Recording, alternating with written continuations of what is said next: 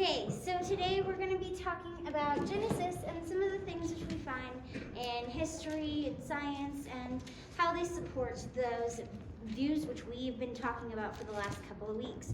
Okay, and so the first thing is we're going to talk about aliens for just a second, which I know you guys just went to the planetarium, and yes, I missed that, but I heard a lot about it when my family got home.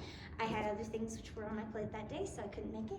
But I heard you guys talked a lot about whether or not there was life on other planets, and whether or not there was in the past, or whether or not there will be in the future, and however they wanted to talk about that. Now, there's a lot of things which go into that. For one thing, our planet is situated perfectly for life, and those planets are not situated perfectly for life. For one thing, the other planets are either too close to the sun or too far away from the sun, which means everything is either burning hot and cannot sustain life, or freezing cold and cannot sustain life, right? Life has this perfect balance. We have to be at approximately 96.8 degrees, right? Our body temperature. Well, if we were closer to the sun, our body temperature would go up, and if we were far away from the sun, it would go down. And so we could not survive, and nor could any other life. But that's beside the point. From another perspective, from just a biblical perspective, we look at aliens. And there are two things which pop up which say aliens couldn't possibly exist from a biblical worldview. Now, the first thing is Imago Dei. Who knows what that is? Anybody from our students? No? Okay, yes. Image of God. The image of God, that's right, yeah. We have the image of God implanted on us, right? That's what Genesis 1:26 is all about. So Ben, can you please read that wherever Ben is? There he is. And God said, "Let us make man in our image, according to our likeness, and let them rule over the fish of the sea, and over the birds of the sky, and over the cattle, and over all the earth, and over every creeping thing that creeps on the earth." Okay. So God created mankind in his image, which means aliens, if they do exist, would have to begin at a lesser being than humans. They would have to be equal to either animal life or plant life, if anything at all, okay? So aliens cannot be higher powers, higher consciousness than humans, because God created us in his image, which means we are the highest of his creation, right? Okay, so that's one of the big things. Okay, if aliens are not greater consciousness than us, then why are we dreaming them up? And there's not really much to go off of. It's like, okay, we've got alien animals, great. All right? They're not anything anybody's very interested in, okay? But then the other thing is salvation. Salvation's a huge problem when it comes to aliens, okay? The first verse which we have is Mark 16:15, and Emily Ann has that. And he said to them, "Go into all the world and preach the gospel to all creation." Okay, God commanded the disciples and all the believers to go into all the universe and preach the gospel? No, he says go into all the world and preach the gospel to all creation. Okay, so he's just said that's all of creation right there, the whole world. But he's also said salvation is for those who are on earth. Go into all the world and preach the gospel. And so he's saying it's for everyone who lives on earth, everyone who is created in God's image. That's what the gospel is for. Okay? There's another problem which it brings up. 1 Peter 3:18, Liliana has. For Christ also died for sins, once for all, the Jews for the unjust, in order that he might bring us to God, having been put to death in the flesh, but made alive in the spirit. Okay, so that verse just said Christ died once for all. Now, if that were true, then he cannot have died for other alien life forms on other planets. Because, first of all, they just said, go into all the world and preach the gospel, right? And then second, they also said that Christ died once for all. That means he cannot have died for alien life if they're only preaching the gospel to the world. And so aliens, who we all know would have committed sins even if they existed, because that is in the nature of creation. We are able to make choices. We have free will, and so we are able to choose sin. And we do choose sin, right? And so because of that, aliens could not have existed because there's no room for them in the gospel. And that's something which a loving, kind God would not create beings who are unreachable by his truth and his gospel, right? Okay? All right, next section, which we're going to be dancing around with a lot of different ideas today. The next thing we're talking about is Yom again. Who remembers what Yom means? We talked about it a few weeks ago. Maybe last week. I can't remember. Yom is, anybody know? Yes. Day. It is the word for day in Genesis. That's correct. Okay, so Yom is the word for day. Now there's two specific things which I wanted to talk about and go into a little more detail with. Yom sometimes is taken out of the context of being a 24-hour day. But listen to this for a second. It is always used as a 24-hour day. Never any exception when it's used with a number or a specific attribute about a 24-hour day. So we have been on Genesis 1:5. And God called the light day, and the darkness he called night. And there was evening, and there was morning, one day. Okay, we have both in Genesis 1. We have God saying there was evening and there was morning, the blank day, right? And that blank day is always a number, right? Sometimes it writes day 1, sometimes it's written one day, sometimes it's written the first day. But it's always paired with a number, and it's always paired with evening and morning, which means it's doubled up on that rule of it's a 24-hour day. It's following that rule of whenever Yom is paired with any of those attributes that describe a day and a number, that it is a 24-hour day that it's referring to. So that's just another little thing which I learned about this week, and I wanted to share with you guys because it was really cool to read about it. Okay? All right, now, on to history.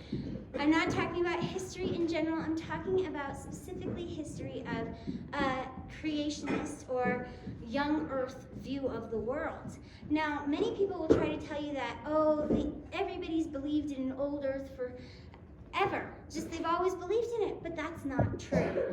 Actually, the history of old earth is very short-lived so far. It's only a couple hundred years. It began in the 1700s, and one of the earliest proponents of it is actually Charles Lyell. And Charles Lyell was the mentor, sort of. They didn't actually have any contact.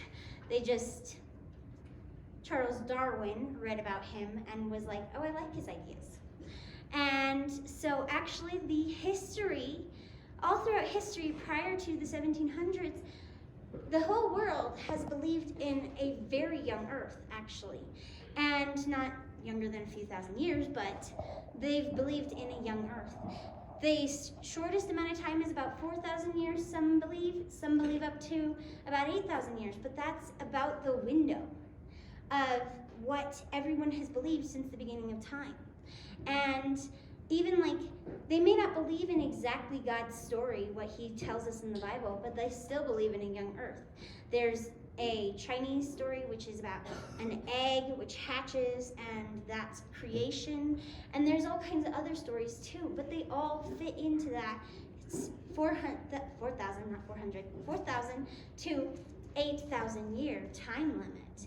And so that's kind of a very good testimony for the fact that the Bible is true and it's saying the truth, because old earth is such a new thing that there's not even very much evidence for, right? Okay, radiocarbon dating. Who's heard of carbon dating? Carbon-14 dating? You've probably heard about it in your science class. They try to use it to be like, look, the age of the earth is 13 billion years because we dated it with carbon dating. Now, let's set this straight, because it's not wrong. It's just flawed. Very flawed to say that, because you can use carbon dating. It can be accurate. It does not date the Earth 2 billions of years.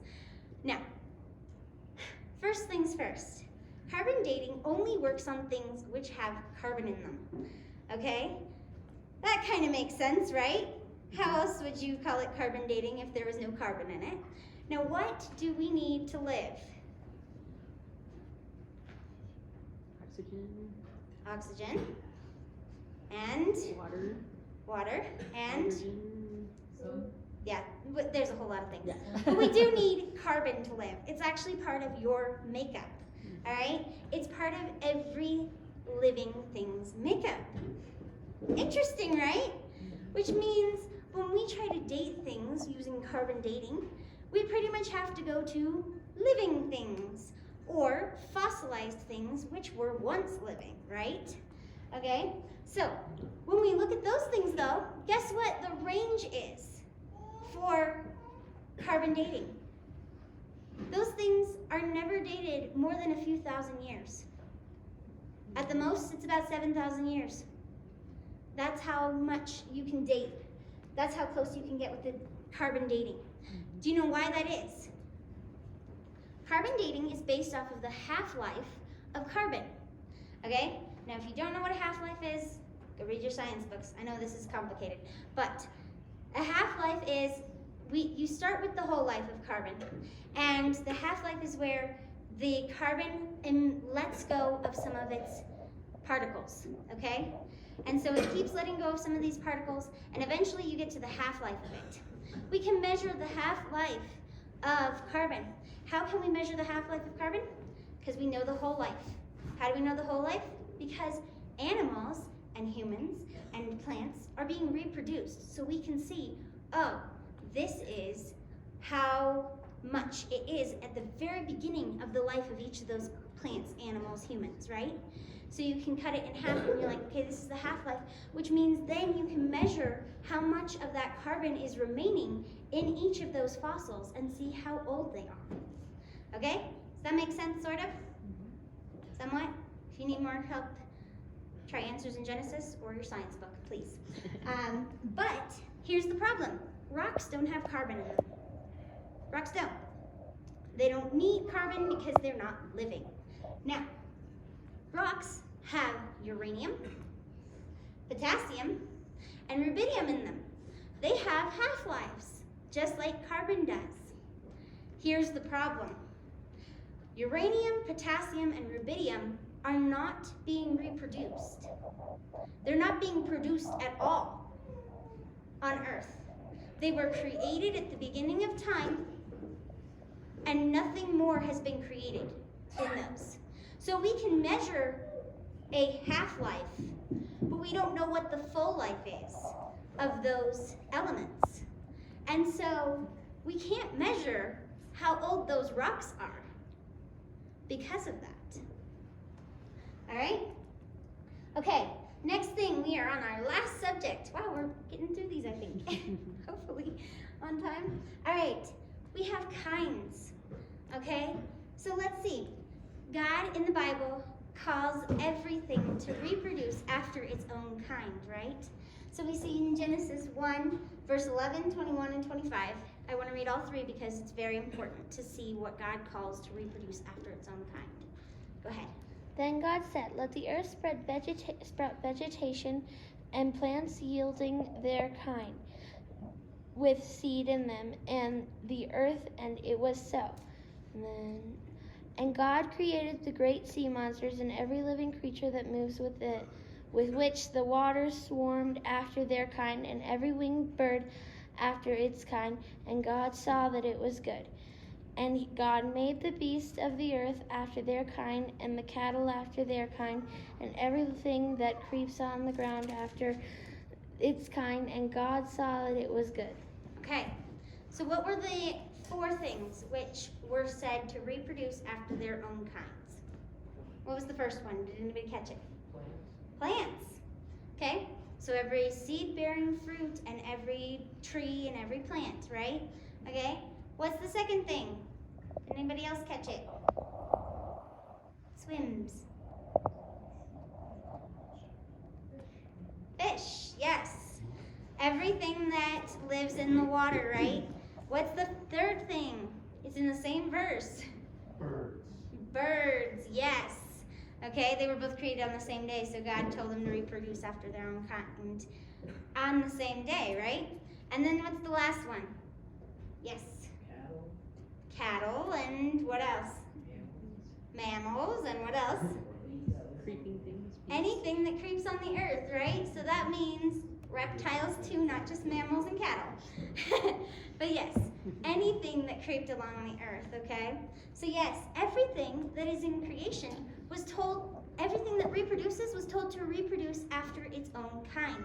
Now this is really interesting because when we look at science, we see this happening, and not just on a specific level with animals, but we can see it in the generic form. We do what with animals? I'm sure all of you had to do it because I know you guys had a whole bunch of these really cool projects that you were doing on your sea animals. What did you have to do about your sea animals? It's on the board. You had to classify them, right? You had to go through kingdom, phylum, class, order, family, genus, species, right? And you had to tell us all about them. Now, the kingdom, the phylum, the class, and the order are just grouped together pieces, which they found, okay, these animals have these similar attributes. Or even kingdom is just the fact that they're animals, right? But then we go down and we see that, that when we get to family and genus, those two are kind of where the kinds fall. It's sometimes in the family because sometimes it's like, okay, cats, little cats fall under the same family, okay? And they're all the same family, but they're different genuses and there's different species, but that is the same kind, and they can pretty much all reproduce with each other, right? We get a lot of mixed breeds of cats, but then we have big cats who don't fall into that same family, okay? But sometimes it falls with the genus, and that's more specific. And yet it's still where the kind falls. So there's no specific level where kind falls, but we see that we can classify these animals, and that within their specific kinds they can reproduce. But let's see, with the big cats though, we have lions and tigers, and they can reproduce together. They can. They create a thing called a liger, right? Who's heard of a liger? Okay? They create a liger. But what is a liger? It's a genetic dead end. It can't reproduce because they're just a little too far outside of the kinds which God created them to be in. And so God did not create a liger as one of the kinds. And so the liger is a genetic dead end, which means even if evolution were real, we'd have a big problem there because we get hit genetic dead ends. And if things were supposed to be all of the same family, then they should be able to intermarry, we'll say, reproduce together, right? Okay, now one thing is, even Darwin himself recognized this. I had the opportunity to read his book just a few years ago, and he talked about pigeons, actually a lot more than finches so far in the book. But his pigeons, he was a breeder. He would breed pigeons, and he would breed them, and they would change, and he'd be like, it looks like this bird, and it looks like that bird, and it acts like this bird, but he still called it a pigeon. Because even in his work, which was like the magnum opus of evolution, he still recognized that it was still a pigeon and still a finch, no matter how it changed. It never changed from the animal that it was supposed to be. Okay. That's all for today.